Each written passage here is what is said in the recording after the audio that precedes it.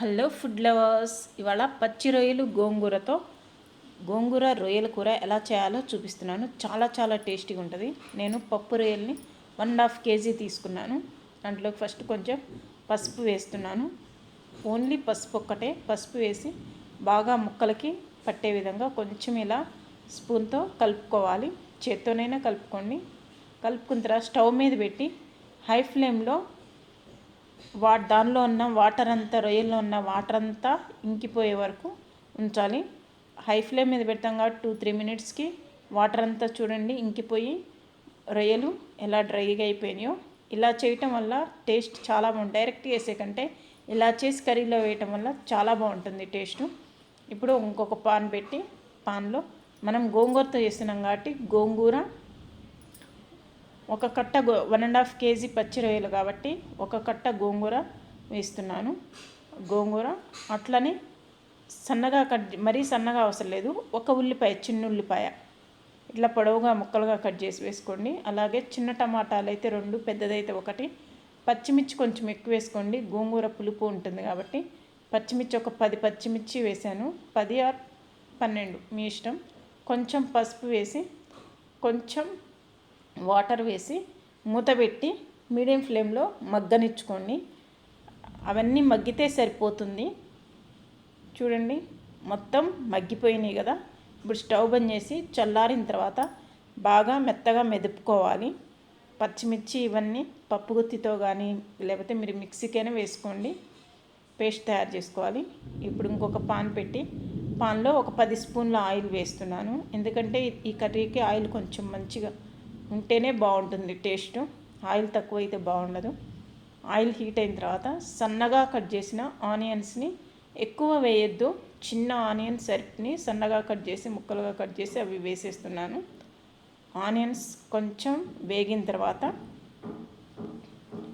మనం ఆల్రెడీ గోంగూరలో ఆనియన్స్ వేసాం కాబట్టి ఇందులో కొంచెమే వేసుకోండి. కొంచెం కరివేపాకు, 2 రెమ్మల కరివేపాకు వేస్తున్నాను. అట్లనే పసుపు, కరివేపాకు చిటపటలాడిన తర్వాత కొంచెం పసుపు, ఇవి కొంచెం ఆనియన్స్ ఫ్రై అవ్వాలి. అట్లాగనే అల్లం వెల్లుల్లి పేస్ట్ 1.5 స్పూన్ అల్లం వెల్లుల్లి పేస్ట్ వేస్తున్నాను. మనం 1.5 kg రొయ్యలు తీసుకున్నాం కదా, అలాగే గోంగూర వేస్తున్నాం కాబట్టి అల్లం వెల్లుల్లి పేస్ట్ మరీ ఎక్కువ వేయద్దు, బాగుండదు. 1.5 స్పూన్ సరిపోతుంది. ఇది కూడా పచ్చివాసన పోయేదాకా వేయించుకున్న తర్వాత రుచికి సరిపడా సాల్ట్, గోంగూరకు కూడా ఫస్ట్ కొంచెం వేసుకోండి. గోంగూర వేసిన తర్వాత ఇంకొంచెం వేసుకోండి.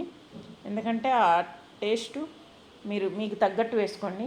1/2 స్పూన్ జీరా పౌడర్, అలాగే 1.5 స్పూన్ ధనియాల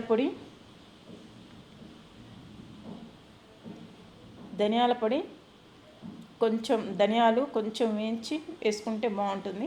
అట్లాగే 1 స్పూన్ కారం ఎక్కువ వేయకండి. ఎందుకంటే గోంగూరలో పచ్చిమిర్చి వేసాం కాబట్టి, దీంట్లో అల్లం వెల్లుల్లి పేస్ట్, గరం మసాలా వేసాం కాబట్టి కొంచెం కారం చూసుకొని వేసుకోండి.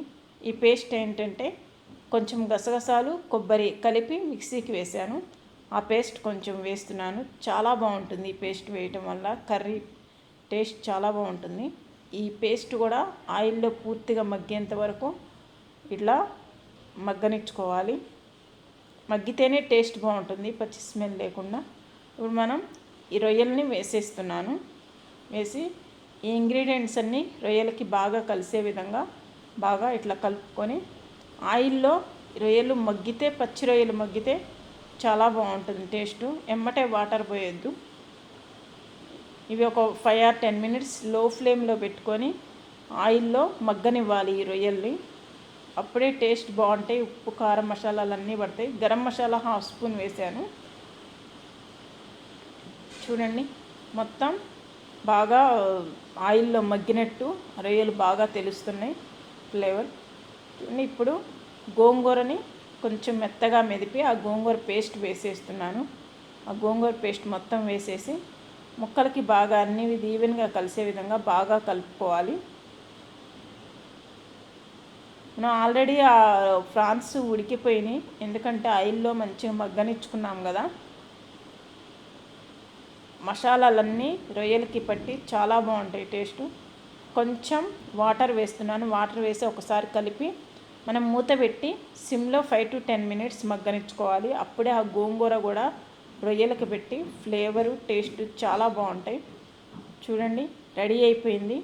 ఆయిల్ కూడా మొత్తం పైకి తేలుతుంది, అంటే కర్రీ రెడీ అయిపోయినట్టే. చాలా చాలా బాగుంటుంది. టేస్ట్ అయితే చాలా బాగుంటుంది. ఒకసారి తిన్నారంటే అస్సలు వదరు, అంత బాగుంటుంది. లాస్ట్లో కొత్తిమీర వేసేస్తున్నాను. కొత్తిమీర వేసిన తర్వాత ఇంకా స్టవ్ బంద్ చేసేది. స్టవ్ బంద్ చేసి ఒకసారి కలిదిప్పి కర్రీ రెడీ అయిపోయింది. చాలా చాలా టేస్టీగా ఉంటుంది. స్మెల్ అయితే సూపర్గా వస్తుంది. సర్వింగ్ బౌల్లో తీస్తున్నాను చూడండి. మరీ లూజ్గా ఉండద్దు, కర్రీ మరీ దగ్గరగా ఉండద్దు. ఇట్లా గ్రేవీ కొంచెం ముక్క కతుక్కొని కొంచెం ఉంటేనే బాగుంటుంది. టేస్ట్ చాలా బాగుంటుంది. ఒకసారి మీరు ఈ విధంగా ట్రై చేయండి. ఈ రెసిపీ కనుక మీకు నచ్చితే లైక్ చేయండి, షేర్ చేయండి, సబ్స్క్రైబ్ చేయండి. మీకు ఏమన్నా వీడియోస్ కావాలంటే నాకు కామెంట్ బాక్స్లో పెట్టండి.